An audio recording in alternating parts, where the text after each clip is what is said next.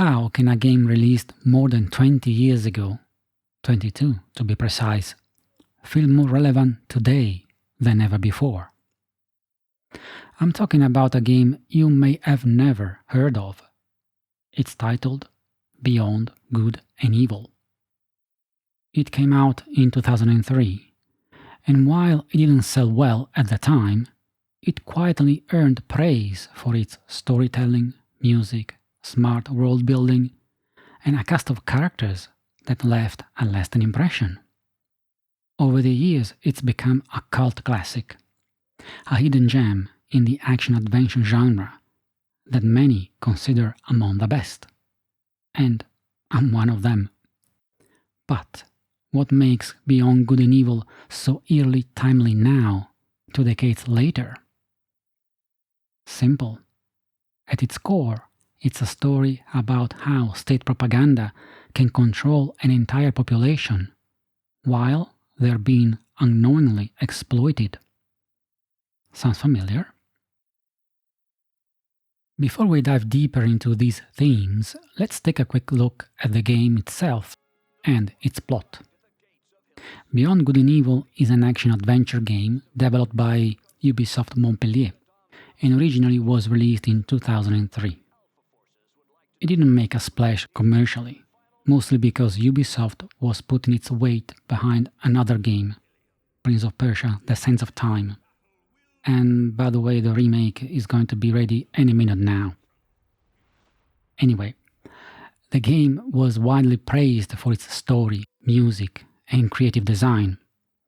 It racked up a long list of award nominations: Game of the Year, Best Storytelling, Best Original Adventure, and ended up winning 2, Best Music and Best Original Adventure Game. In 2011 it received an HD remaster, and more recently there was a full 20th anniversary edition released in 2024. So there was another remaster, basically. Over time it gained a reputation as a cult classic, and I admit I count myself among the fans. I stumbled upon it by accident, basically, but I was immediately blown away by the story, the characters, and the world. And the soundtrack? An absolute banger. The game, though, it's not perfect, and the main criticism is related to the combat system that is very bare bones and simplistic. But, in my opinion, that's not what defines the experience. The real core of the game are the puzzles, the exploration, and the story. And those hold up brilliantly, even today. So, what's the story about then? Well, now it's the time for the big spoiler alert sign. So I'll be revealing the main plot line of Beyond Good and Evil, so if you haven't played the game yet, well, proceed at your own discretion. Or, do yourself a favor. Go, play the game, come back in about 10 to 15 hours, maybe 20 if you're a completionist, and I'll be here, waiting, no worries. So the game is set on Hillis, a mining planet located in a remote part of the galaxy in the year 2435. The planet is under constant siege by a monstrous alien race known as the Doms. These creatures regularly attack Hillis, abducting civilians and transporting them to their base on the planet's moon. Why? Because the Doms feed off people's life energy, draining their very essence. And sometimes they also infect them with parasitic spores, turning them into mindless slaves. To protect against this terrifying threat, the people of Hillis have surrendered full control to a military group called the Alpha Sections, led by the authoritarian General Keck. In theory, this was all in the name of planetary security. In practice, Hillis has become a militarized police state, where fear is used to justify control. It's in this atmosphere of fear and obedience that we meet our protagonist, Jade, a photojournalist and caretaker at a small orphanage. She lives in an old lighthouse on an island near Hillis' capital city, looking after the children whose parents were taken by the Doms. Jade is helped by her uncle, Paige, a gruff, tech-savvy mechanic, who just so happens to be an anthropomorphic boar. And that's actually a key part of Illy's world. Its inhabitants are all sentient anthropomorphic beings from different species. So you've got humans, like Jade, but also boar sapiens, goat sapiens, etc. And despite their biological differences, these groups all live in harmony. Something to think about. Oh, and one more thing, Illis is a planet of water. There are no continents, just scattered islands and floating structures. This adds a dreamy, aquatic mood to the whole setting. The story kicks off with a bang, literally, as the Doms launch yet another assault. This time their target is the lighthouse. Jade and Paige barely manage to fight off the aliens and protect the orphans. It's a tense, chaotic moment. Right when the attack is over, finally the Alpha sections show up to secure the area, bringing along with them a news reporter that is all too eager to praise their intervention and tell the world how the Alpha sections saved the day once again. Right from the outset, you get the idea that the Alpha sections are at least useless in fighting off the Doms. But Jade's immediate concern isn't political, it's practical. During the attack, she discovered, too late, that her energy shield credit had run out. You see, on Illis, every building is equipped with an energy barrier, designed to activate during Dom's incursions. It creates a protective force field, sealing everything inside. But when Jade needed it most, nothing. No funds, no shield. The Doms nearly got the orphans because she couldn't pay the power bill. Desperate for money, Jade turns to her camera. The local science museum is in fact paying citizens to help catalogue Illy's flora and fauna, and they offer a decent reward for each species photographed. So Jade sets off to do exactly that. Snap pictures, earn money, and restore the lighthouse's defenses. This is actually one of the game's side activities, and one of its most charming systems. You explore the world, document life forms, yes, even anthropomorphic ones, and get paid for curiosity and observation. While out photographing local wildlife, Jade is contacted by a man named Mr. de Castellac, who offers her a job. He asks her to investigate a nearby abandoned mine and capture photographic evidence of a strange creature suspected to be a Doms. Jade completes the mission, gets her credits, but then things take a turn. Mr. de Castellac reveals his true identity. His real name is Han, and is a member of Iris, a secretive underground network of journalists and activists. Their claim? The Alpha sections aren't just failing to protect Illis, they're actively collaborating with the Doms. At first, it sounds like a wild conspiracy, but after what Jade just lived through at the lighthouse, she's not so quick to dismiss it. So she joins the Iris network, and things immediately get more complicated than just taking pictures of animals and plants. Through a series of increasingly dangerous investigations, Jade uncovers the truth. The Alpha sections are facilitating the Dom's kidnappings. General Keck, the supposed protector of the planet, is actually serving the Dom's high priest.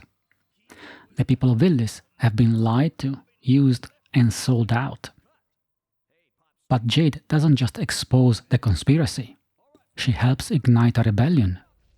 With the truth revealed and public support behind her, she ultimately confronts and defeats the Doms, freeing the imprisoned citizens and breaking the cycle of fear and control.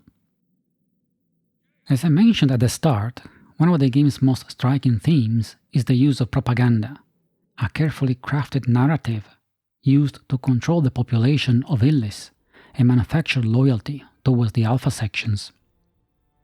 And honestly, given what we're witnessing today across the world, from curated state-run news to full-blown disinformation campaigns and fake news factories, I believe Beyond Good and Evil feels more relevant now than it ever did back in 2003. In fact, you could argue that it sounded the alarm long before most people were ready to hear it. That's why in the next section I'd like to dive deeper into this topic.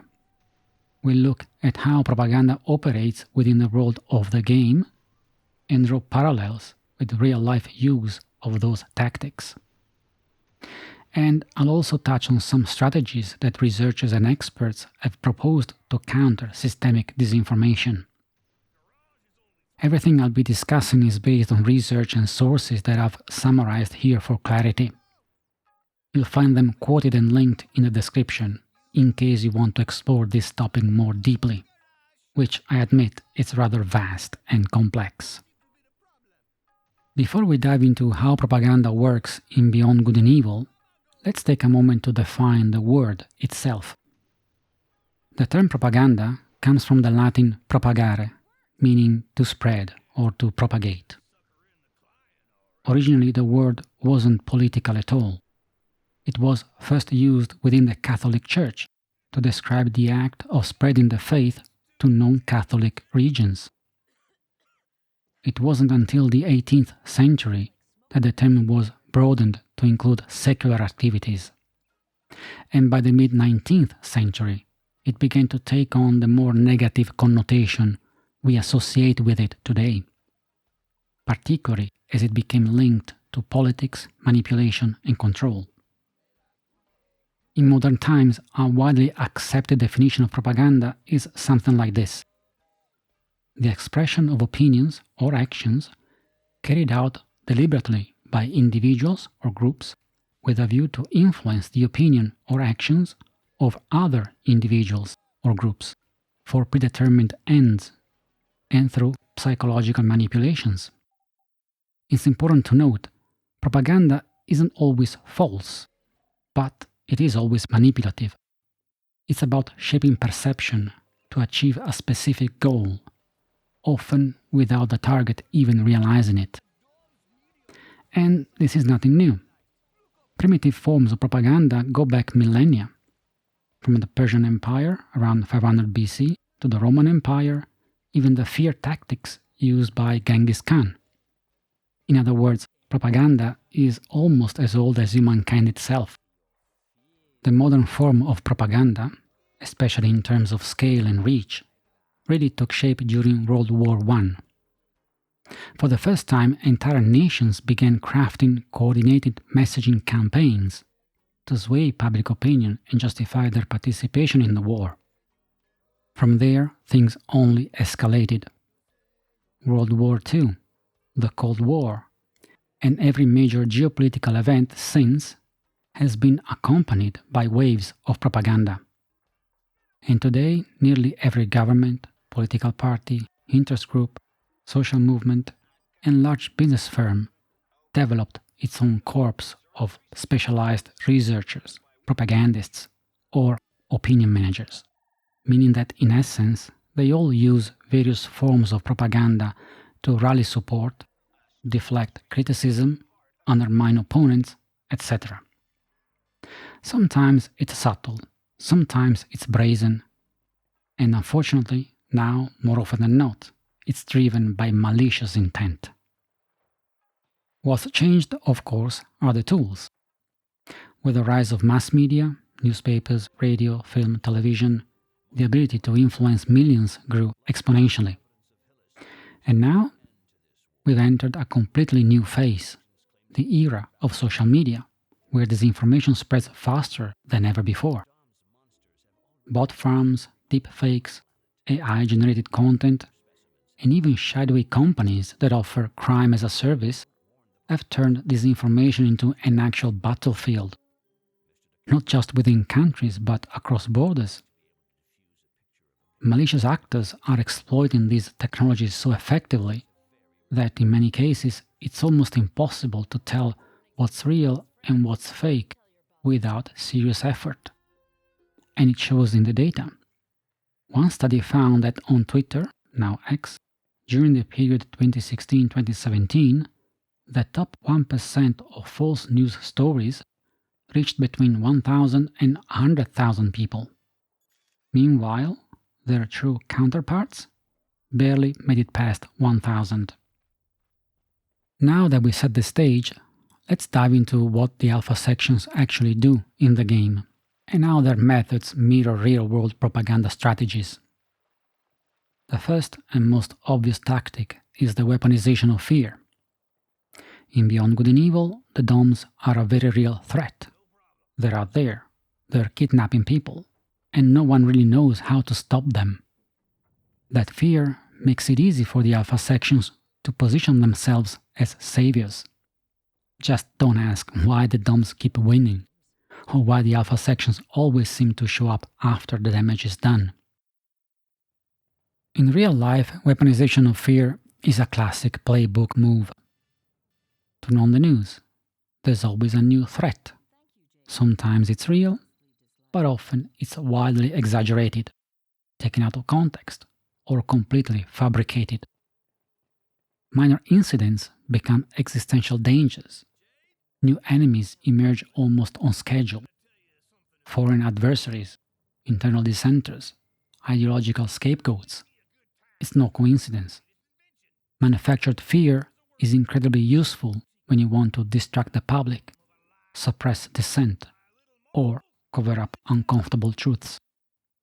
Studies have shown that in times of fear and uncertainty, people are more likely to give up their basic rights in exchange for a sense of security, even if it's just an illusion. And that's exactly what happens on Hillis. When we start the game, General Keck is already in power. He may have been democratically appointed at first, but now no one questions his authority. No one even dares to ask whether his decisions are actually helping. The reality is that the kidnappings haven't stopped, but people have been conditioned to ignore what they see and trust what they're told. That's cognitive dissonance at work. The gap between reality and propaganda is bridged by emotional reasoning. A second key pillar of propaganda is control over the narrative. On Illis, there seems to be only one journalist. He's essentially a state-embedded reporter, following the alpha sections on every mission. He's not independent. He sees only what they want him to see, and says only what they want him to say. Take the early lighthouse attack. Jade and Page barely managed to repel the DOMs and save the children. The alpha sections arrive only after the dust has settled, with the reporter in tow. The result? A broadcast praising the alpha sections for defending the lighthouse. The footage? Just a post-battle stroll, spun as a triumphant counteroffensive. It's a textbook example of stage optics used to shape perception. In the real world, things are more complex, but not all that different. In some countries, there is no free press. Media outlets are directly state-controlled, or indirectly coerced through threats, censorship, or legal crackdowns. We tend to associate this with full-blown dictatorships, or fragile young democracies, where institutions are easily captured by authoritarian actors. But even in advanced democracies, wealthy, stable, and ostensibly free, the situation is more pernicious and layered. Press freedom may exist on paper, but in practice, consensus is often manufactured through more subtle or not so subtle means. The concentrated ownership of media in the hands of few ultra-wealthy individuals or conglomerates. A reliance on advertising revenue that discourages upsetting major sponsors or industries. Dependence on government officials, corporate press releases, and approved experts as primary sources. When these structures are in place, it becomes all too easy for uncomfortable truths to be softened, buried, or reframed, and for the public to receive a narrative shaped not by facts, but by powerful interests. And so, even in free societies, the watchdog role of journalism can be undermined. Not through brute force, but through structural incentives, access gatekeeping, and economic pressure. Just like the reporter on Illis, some real-world journalists end up repeating only what the powers that be want to be heard. Another tactic clearly present in Beyond Good and Evil is the continuous bombardment of official messaging from the alpha sections. TV screens and loudspeakers across Hillis constantly blast updates, slogans, and speeches from General Keck. It's not subtle, and that's the point. In propaganda, repetition is power. Say something enough times, in enough places, and people start to accept it, or at least internalize it passively. In the real world, this tactic has evolved into something far more pervasive and insidious. We're now connected 24/7. Social media, online news aggregators, forums, and video platforms flood us with content. Algorithms prioritize engagement, not truth. So sensationalist, misleading, or outright false content often travels faster and wider than factual reporting. Add to this the rise of independent influencers, pundits, and commentators, many of whom either unwittingly become tools of propaganda, repeating manipulative narratives they've absorbed, or more cynically are paid or incentivized to push specific views for financial or political gain. This is where things get murky. Some of these actors don't care about truth or public good. They simply want to replace one form of propaganda with another. Not because they hold principled objections to misinformation, but because that propaganda doesn't benefit them or their backers. In this landscape, the line between genuine dissent and manipulative noise becomes dangerously blurred. And just like on Hillis, people are caught in the crossfire of competing truths. Finally, one last crucial element of the Alpha Section's propaganda strategy is scapegoating, a classic way to deflect blame and hide both incompetence and complicity. In the game, this comes easily. The Alpha Sections accuse the Iris network of collaborating with the DOMs. They go as far as calling Iris operations terrorist attacks, and use this manufactured threat to justify why they still haven't defeated the DOMs. It's a neat trick. Shift the spotlight away from your failures, invent or inflate an internal enemy, label dissent as danger, rally the population around the illusion of unity against a common foe. Sounds familiar? In real life, we've heard official statements from politicians or government spokespeople calling various groups terrorists, traitors, or foreign agents. The story is always the same. It's not us, it's them. The governing party or leader is never at fault. There's always a hidden hand, a shadowy movement, a saboteur threatening national unity. Often these enemies of the people are completely fabricated. Other times they're real but grossly exaggerated, used as convenient villains to distract the public. Just like on Illis, the end result is the erasure of accountability and the suppression of truth. So what can we do to snap out of the propaganda fog and ideally reduce how much of it is constantly produced and absorbed? Well, the good news is that there are many things that can be done. The bad news? Most of them, if not all, need to be implemented together to build a truly resilient population. Let's quickly go through a few key points. If you're curious or want to dig deeper, check out the references linked in the video description. Support local journalism. Even Jade, our protagonist, is a photojournalist. And it was thanks to her that the truth about the Alpha Sections came to light. But in real life, local news outlets are dying, either from lack of funding or because they've been bought out by a handful of media conglomerates. Independent, community-focused journalism is essential. It's one of the few ways to cut through the fog of fake news and disinformation. Media literacy education. We need to educate people from a young age on how to spot unreliable sources, distorted headlines, and fabricated stories. Propaganda thrives where critical thinking dies. And it's no coincidence that regimes built on disinformation tend to discourage education or defund it entirely.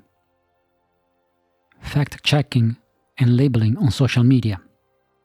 Now this one's tricky. Fact-checking is important, but no one wants a central authority deciding what's true or false. That's just another form of control. Ideally, platforms themselves would take responsibility, implementing transparent, decentralized systems to label, contextualize, or flag misleading content. But will they? And to what extent? That's still an open question. Reduce data collection and targeted ads. Here's a tough one. Most disinformation campaigns rely heavily on micro-targeting, made possible by massive user data collection and sophisticated ad algorithms. But let's be real, many social media platforms make money from this system. So what's needed is a unified effort between governments and corporations, where companies sacrifice part of their profit for the common good. Yeah, that's going to be a long shot. But hey, dreaming is free, right? As you've probably noticed by now, propaganda is a vast topic, and I've only scratched the surface here. But the goal of this video wasn't to provide an academic deep dive. It was to highlight how a 22-year-old game managed to hit the nail on the head, foreshadowing a reality we're now grappling with every day. Sometimes games really aren't just games. They can be lighthearted, fun, and silly, but they can also deliver complex ideas in a way that's accessible, relatable, and emotionally impactful, without ever needing to be preachy or overwhelming. That's why I love this medium so much. Before I wrap things up, I want to leave you with one last thought. A detail from Beyond Good and Evil that could easily be the focus of its own video. Remember the energy shield system? It's a life-saving technology, protecting buildings from domes attacks. But it's provided by a private company and only works if you paid your bill. A basic essential defense available only if you can afford it. That raises a very real-world question. Should life essential services and protections be supplied by for-profit organizations? Happy thinking. Thank you very much for watching. If you enjoyed the video, feel free to leave a like and maybe subscribe. That would really help my channel. Take care, and I'll see you in the next video.